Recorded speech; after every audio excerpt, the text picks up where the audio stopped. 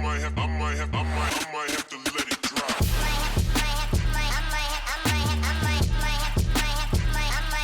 Let it drop.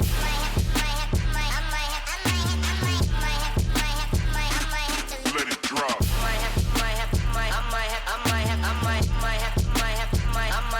Let it drop.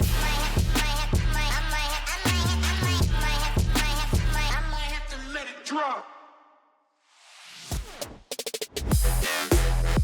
And welcome into the JUCO Rush. I'm Mike Fraser at JUCO Weekly. He's Robert Williamson.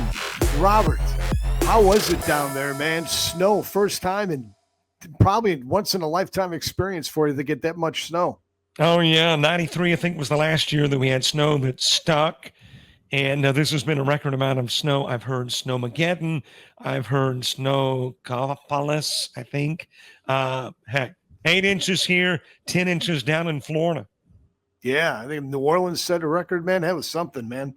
Eat your heart out, Chicago. How about it, man? You guys, who would have thought you guys would pile up the totals?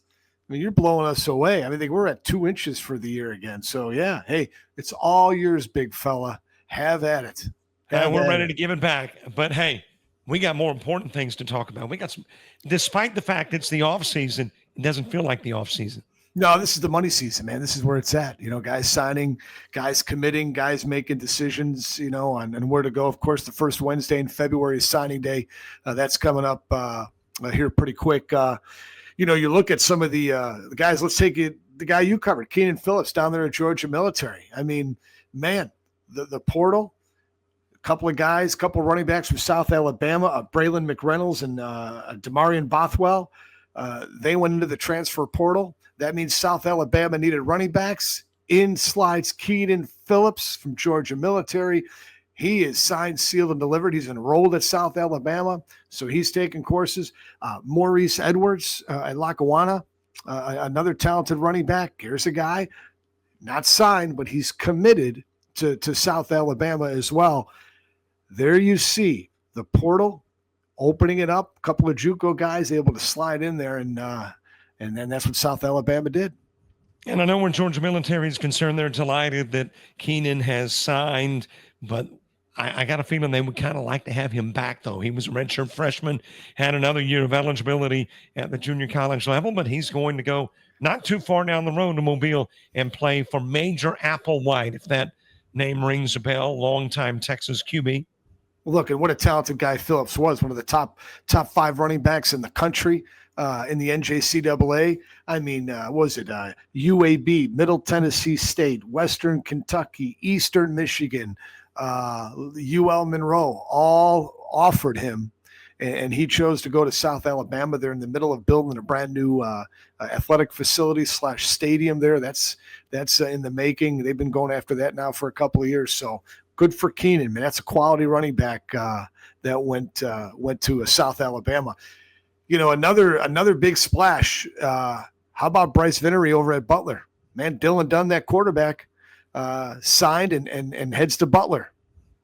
Man, and maybe I'm hoping that this is kind of a sign of things to come, where you get some marquee names into the junior college level before they begin their playing career. You know, we see marquee names after the fact typically, but maybe before. And Hunter Decker, though I know different circumstances, obviously fared extremely well at the junior college level, got the attention of footballers beyond JUCO.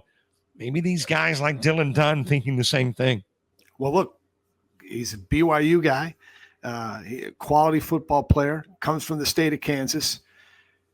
There's a great example of the new JUCO law rule where a guy now Dylan can come down, play. His plan is to play 1 year at Butler, take those numbers and that success and parlay that into an FBS school and maybe one that he wants to go to as opposed to what was just offered this time. So it is going to be interesting. Most yardage by a QB at the JUCO level in a single season. Bo Wallace at East Mississippi, about 4,500 yards. Can Dylan Dunn do it? Well, I guess if anybody can, he can. Yeah, so that's a big catch for Bryce at Butler, no doubt about it, for him to go there. So, you know, a lot more of that to come. Anxious to see. I know you're looking at, you know, where some of these guys going to go. We'll take a look at that in our undecided graphic. And hey, let's dive into it. Let's go into the defensive guys and look at some of these guys that have signed and to continue their career. And I mean, I guess we're going, what, defensive lineman first? Is that where we're going, guys? Yeah, there it is. Okay. You know, you look at a bunch of guys on that list. My guy is Xavier Hardy. You look at that list right there, East Mississippi. A lot of quality guys on there. Don't get me wrong. But, I mean, 6'6", 280. He's got the size and strength to play anywhere on the defensive front. Boy, that's a football player. Him, and you see for Jones, Kelton Mickle, another one. And these guys are borderline 4-star guys. Depending on where you look, I think Rivals has Hardy at a 4-star guy, 2.47, 3.5 stars maybe. These guys are 4-star guys. Mickle, look at it, signed was he 6'2", 295. He's going to TCU, was the number 1 JUCO prospect according to Rivals. So those are two of the guys standing out on that list for me. I'm going to shine the spotlight on anybody that becomes a Camel. And that is what Justin Garza from Blinn has done. He's gone to Campbell to play for the Camels, and they got a heck of a player in Justin Garza. This is a fellow who had 19 and a half tackles for a loss during the course of the regular season at Blinn, a couple of forced fumbles, broke up passes. He is a legitimate D1 guy and is headed to Camel to become a Camel. Then you look at the defensive backs, that list there. You take a look at some of those guys. Here's my guy, Jaden Lawton. That's guy I want to look at, 6'2", 175. You know, back in December of 23, he decommits from San Jose State, goes to JUCO route, parlays that into a hard commit to the University of Houston.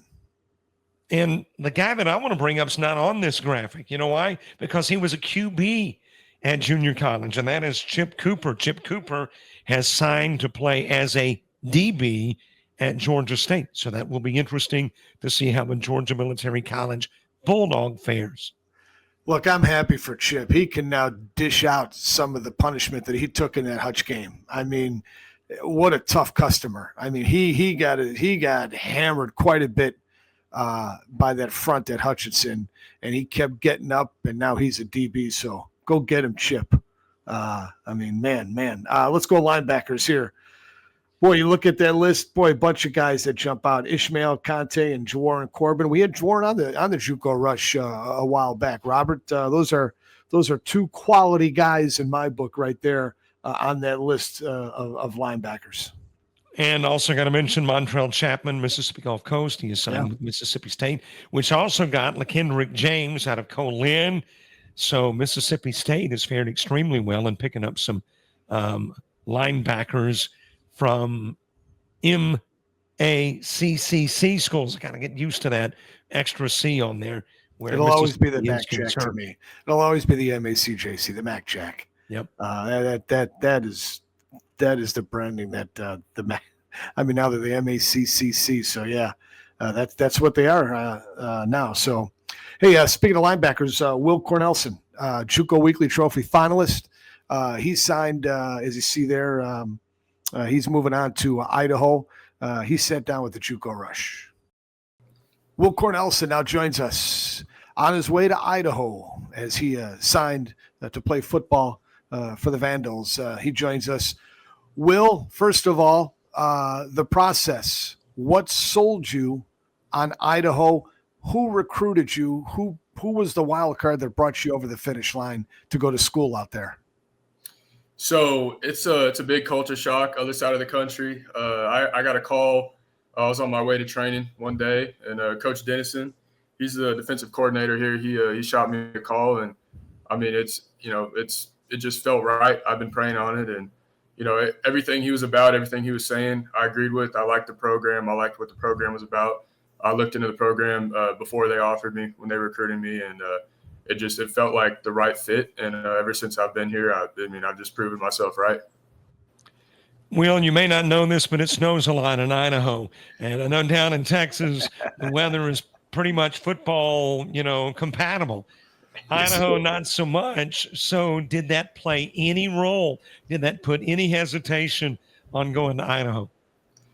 To be completely honest, no. I'm so sick of that humid heat, and it's sometimes you actually got to shovel snow out of that. We have an outside facility and an indoor as well, but sometimes I see guys out there shoveling snow for like a little 10, 15 yards, like square yard place to get some like foot drills in or something. So I'm it's a culture shock, but I actually really like it. Have you had an opportunity to reflect back on a career at Tyler? I know that you go through the 2 years at Tyler, then you've got this process of signing and getting to a new 4-year school. But have you actually had a chance to sit back and reflect on what a great career you had and a great year you had at Tyler? Yes, sir. Absolutely. I mean, I reflect all the time. Going JUCO, starting out at Texas State, and then having to take the JUCO route. It was a lot of adversity, and whenever I look back on that, it's all that adversity. It really turned me into the man that I am. I'd say I came out a lot stronger. I came out a lot better. I'm a better football player. I'm a better man. Thanks. I had really good mentors out there. Coach Jacobson, Coach Bear. I had really good brothers out there, and it was that process. Reflecting on that, it's nothing short of a blessing. So I'm very grateful that happened to me. Will, where do the Vandals expect you to play on the field, and what about playing time? What have they told you? So right now they have me at Mike linebacker, so I'll be playing pretty much the same position that I was playing at TJC, which that was also a big thing for me as well. I was only really recruited to play Mike, but they want me there, which I'm obviously I'm very happy about. Playing time wise, it's college football, so it's any man's game. Best man plays. So I'm not expecting anything out of the staff. I'm just going to show up spring ball, ready to prove myself and show what I can do. So right now, my journey right now, my last head coach, he liked a bigger frame Mike. I'm cutting down probably like 5 to 8 pounds, try and get in that like 225, 226, 227 range. That's just to increase speed. That's kind of my goal right now, athletically, to get ready for spring ball. I'm getting in, obviously extra work all the time, whenever I can, whenever I'm not in class. It's a grind 24/7. So it's a new defense, it's a new DC. So the installation, it's going to be a little funky getting into it. The coaches have to learn the players and learn what they want to run with this defense. So it's been a slow progression learning the defense, but once coaches get back from the road recruiting, then I think that'll start to pick up a lot more. Will, you are always thinking ahead, even though you were in the present, you're thinking about the future. High school, you're thinking about college. JUCO, you're thinking about a 4-year institution. Now in Idaho, are you thinking ahead beyond the University of Idaho football-wise? Absolutely, 100%. I fully expect myself to play on Sundays, without a doubt. I mean, that's been my goal since I was a little kid, and those aspirations are absolutely still alive. And every year I've just been one step closer to that. So I'm just going to keep praying on it and keep controlling the controllables. You look at where you're going and playing the mic. What about on that roster? How deep is that roster from a linebacker position? Have you gotten to know any of the guys so far? Yes, sir, absolutely. So there's a couple of guys that I know are good. It's obviously I'm really the only upperclassman that was recruited here. They brought a stud freshman linebacker in. His name's Martin Ryan, early enrollee. He'll be at the Will. But I mean, as far as the mic position goes, like I said, there's always going to be ballers at a program. So I'm not going to take that lightly. I'm just going to go in the spring with my head down, working my butt off. Hitting a couple other schools close prior to committing and signing with Idaho. SEMO was one of them. Who finished second in your recruiting journey? Second, that's really honestly hard to say. I mean, I had a lot of opportunities come up pretty late that I just didn't want to pull the trigger on, after I committed. And I kind of told myself once I committed, I'm going there. I'm not looking back. So there were some like FBS opportunities like that came real late. There were some schools that wanted to come in like last second, how recruiting goes. But I was really locked in with Coach Dennison. I liked what he was about. I liked what Coach Ford was about. And, it was an easy decision for me. So I can't say I have an answer for you on that. There was no number 2. It's just Idaho. Being a JUCO Weekly Trophy finalist, I think that puts you over the top at Idaho, man. They saw that and said, we got to get this guy. Yes, sir. Yes, sir. Hey, Will, congratulations, by the way, on being the number 3 guy, or one of the top 3 where the JUCO Weekly Trophy is concerned, the number 1 defensive guy. It's been a great year. We expect no less at the University of Idaho, and I'll concur. I'm looking forward to watching you play on Sundays in about, maybe 3 years or so. Hopefully 1 or 2. That's the goal. But yes, sir. Hopefully 1 or 2. Will, you're a good man. We appreciate your accessibility. We look forward to staying in touch with you. Thanks for jumping on the JUCO Rush, my man. Yes, sir. Thank you for having me.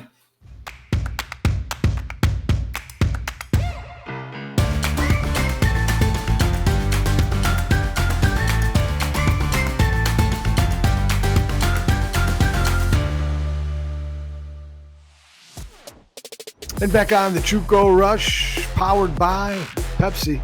Great folks down there in Gulfport, Mississippi. Allen Beverages, proud supporters of junior college athletics. They understand the educational benefits, the importance of a quality education, as well as athletics across the country in the National Junior College Athletic Association. All right, let's take a look at the offensive linemen. Boy, I look at these guys right here. Like quality list, how do you argue with one of the best in the country? This guy's, in my book, he's one of the top 10 players in the country. That's that old tackle, Laparca Langston, signed back on December 10th with the University of Central Florida, 6'8", 310, 3-star guy. Robert, that to me is one of the headliners around the country at that position. Oh, indeed. And two, when you look at these offensive linemen who have committed, and they've committed to major D1s, it shows you the quality of athleticism on that offensive line at the junior college level. Cameron Todd at Garden City, Julio Madero from Navarro, Texas shows up a lot in these lists. And a lot of the teams that at the end of the year were in the top 4, the top 5, they're the guys, they're the teams that have the guys that are the top offensive linemen going to some of the top 4-year institutions in the country. Yeah, it's a quality list when you look at some of those guys around the country throughout the NJCAA. Running backs, we talked earlier about Demarion Petit, Waymon Jordan Jr. He's been a guest a couple of times on the JUCO Rush. He was the JUCO Weekly Trophy recipient. We had him on the show last week. But, man, that list is strong across the line. We just talked about Keenan Phillips. Again, way to parlay that in. A couple of guys jump in the portal for South Alabama. It opens it up. Major Applewhite, where does he go? He says, I'm not going to the portal. I know some JUCO guys I want. He takes Keenan Phillips, gets him signed, enrolled on campus. Then he goes after Maurice Edwards out of Lackawanna, gets a commitment from Maurice. 2 quality backs, building depth for South Alabama in that backfield.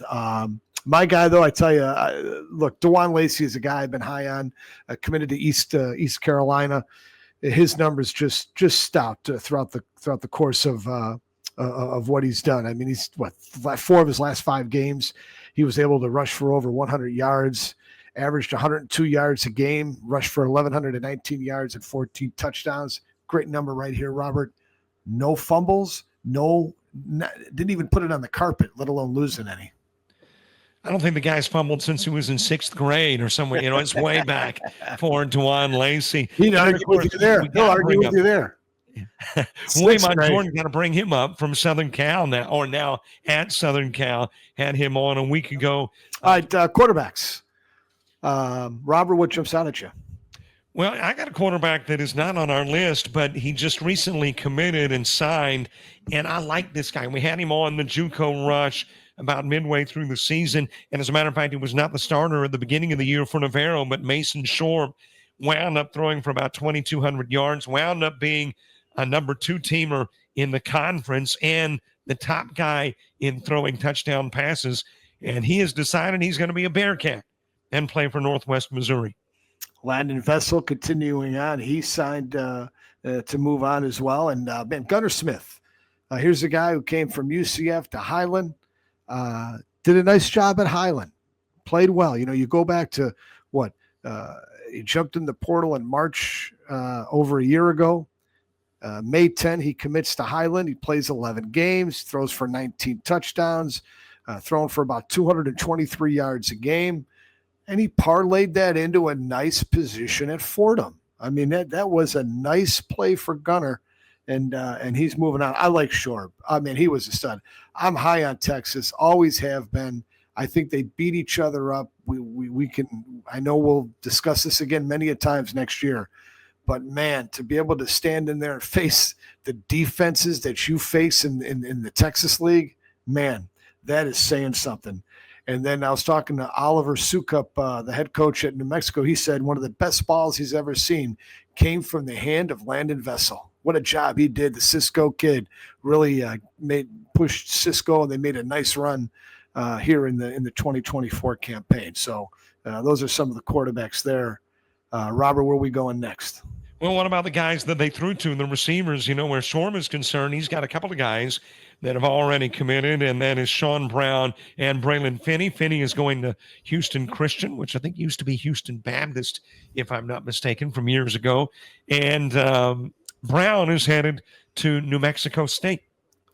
Yeah, how about Jem Davis, the Trinity Valley star, 536 yards, 6 touchdowns. What a way to work that out. Signed with Kansas State. He's going to replace Ty Bowman and Jaden Jackson of Kansas State. He'll tell you, you could put him anywhere on the field and he will get open. And we saw him do that for Trinity Valley here this past year. So Titus also going to Old Dominion from Iowa Western. So yeah, I mean, these are guys that are moving on, signed and committed guys. Of course, signing day is coming up here the first Wednesday in February. Well, speaking of guys who also catch the football, what about that tight end, Breck Long? I know you're high on him from Coffeyville. That is another guy that is heading to South Alabama. Boy, that school in Mobile keeps popping up where these JUCO signings are concerned. Yeah, they're going after the JUCOs. They have, for at least in recent memory, putting a lot of JUCOs on that roster, and they're growing it. You know, look at Bryce Anderson, another one out of Iowa Central. The trifecta for them. We talked about Jawarin Corbin, Conte. On the offensive side, Iowa Central now sends Bryce Anderson, and he signs with the University of Memphis. Still undecided guys, Robert. Still a lot of undecided football players. You know, I almost feel like in talking about these undecideds, like the NFL draft and Mel Kiper saying the best player remaining available. Man, Fresh Walter, 75 grams over the course of the year, the Iowa Western receiver. If he is looking to move on, maybe he stays another year at Iowa Western. But if he is looking to move on, what a grab he would be for some school. Boy, he was a JUCO Weekly Trophy top 5 finalist. Had a couple of key catches in that championship game against Hutchinson. Sensational. Great speed. He's committed. I think he graduates in May from Iowa Western, so he'll have everything he needs. So we'll see what he does. Does he leave Iowa Western? Does he come back for another year? And Fresh Walters, as you see right there, just a talented individual for Iowa Western. What else jumps out at you at this list? Well, I do know that Jonathan Ashley, the offensive lineman for Georgia Military College, he apparently is going to wait until the 5th of February to make his decision known. He is weighing his options as we speak, and we won't get an answer until actual signing day on Jonathan. Oh, yeah, Ahmad Johnson, another one. Keon Brown, those two guys, a linebacker and wide receiver, respectively, from Iowa Western. Marshawn Oxley just had a visit, a good one. He put it on the social media where he was just at West Virginia. So this guy is a stud. Obviously, these are all FBS guys. Devin Lowe, another one. Man, that list is long. I mean, look at Lance Carson at Holmes. And a lot of guys on that list, Robert, that look really good on there. Anthony Rose is a guy, a solid player, 3-star guy. Really was the anchor back there for Kilgore this past year. And he's another guy looking in that secondary to move on. So Stilton McKelvey, another one. I mean, you look at that. I talked to Mark Duda at Lackawanna, Christian Bundra. A lot of these guys, like you said, with your guy, is they're just sitting back and waiting until that first Wednesday in February to determine. Now, some of these guys will pop. I mean, Tyler Lassiter, Joseph Callies. Some of these guys might sign before that. So, but anyway, there's a list. Not all, not everybody. It's just a list of some of the key players in the NJCAA this past year based on, rankings from the JUCO Rush, rankings from Rivals 247. So you see those guys there. And Robert, some coaching changes, some big news this past week. Highland, DJ Mayo says, I'm out. I'm leaving. He's taking a high school job down in Georgia. And good guy, happy for him. But, man, Highland's behind the 8 ball. And they lose a good one at DJ Mayo. I think maybe you're looking at a school in Highland that possibly would bring somebody up within the ranks versus going outside. You had under Mayo a couple of right around 500 years, 1 year a tad over, 1 year this year a tad under. But I think based on the success of Highland under Mayo, because they had really struggled before his arrival, that you look at his staff as a possible replacement. Yeah, Jerry Cole's the AD out there. You would think at this juncture, if you've got somebody of substance, that's how you'd want to go. We put an email into Jerry, haven't heard back, so we'll follow up with him this week to see. Obviously he's got to keep things close to the vest, but we certainly, out of respect for the program that we have for it, wanted to extend an invitation to jump on the JUCO Rush. And I'm sure we'll have him on here in the very near future. Les George leaves a powerhouse at Mississippi Gulf Coast, takes the head job over at Southwest. You see Pollard heads to Jones College. He was to D.C. There. They elevate him to head coach. Larry Williams leaves Hines. He goes to Coahoma. Chris Jones comes in, a high school coach, very successful in the state of Mississippi, is now the coach at Hines. And still waiting on Cole Lynn. Have not heard anything, nothing on their website or anything. So we've got to dig deeper in that, and we will. Don't you think Micah Davis is a front runner, though? I mean, Coach Glenn Davis's son, wouldn't he be at least in the mix of talk? Why wouldn't you give him a shot? Unless they just don't think he's ready. I mean, but why wouldn't he? He's been under Glenn's tutelage here now for 4 years. I don't know. I haven't really looked into the situation, but yeah, you would think that would be the guy they'd go to. But they have not appointed a head coach yet. So we hope to find that out, here pretty quick. So, by the way, I want to say, Coach Glenn Davis, what a heck of a guy. Hate to see him go, but understand, 21 years at one spot. He's ready to retire, spend some time with the grandkids, I assume. I got a feeling that might last about a year, and then you're like, I want to be back on the sidelines. I want to be involved in football somehow. But Glenn Davis, class act, great job at Colin, and we hate to see him go. He's going hunting every day now. That's what he's doing up in North Mississippi. Is a great guy, terrific guy, prince of a human being, and a terrific guy. So we wish him well. All right, Robert, that'll wrap on the JUCO Rush. Any parting shots? Can't think of any. I'll save them for next time. Yeah, look, Sunny Day coming up on the 5th of February. A lot to cover, and we'll do it right here on the JUCO Rush. For our producer and engineer, Blake, he's Robert Williamson. I'm Mike Frazier saying so long, everybody.